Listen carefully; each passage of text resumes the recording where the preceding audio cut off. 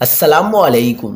Gas کی قلت اور قیمتوں میں اضافہ، کراچی میں نیا بحران شروع، تاجروں کا صنعتیں بند کرنے کا اعلان، مزدور پریشان ہو گئے۔ کیا آپ حالات حاضرہ سے آگاہی حاصل کرنا چاہتے ہیں؟ خبر کے پیچھے چھپے اصل حقائق جاننا چاہتے ہیں تو ابھی سبسکرائب کیجئے دل مل پاکستان کو اور ساتھ ہی گھنٹی کے نشان پر کلک کر دیں۔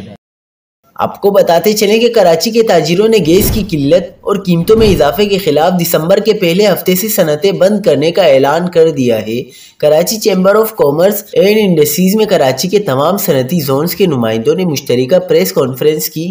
صنعت کاروں نے کہا کہ ہم چاہتے ہیں کہ صنعتیں چلتی رہیں، انڈسٹری چلے گی تو مزدور کا چولہا بھی جلے گا، لیکن صورتحال ناقابل برداشت ہو چکی ہے۔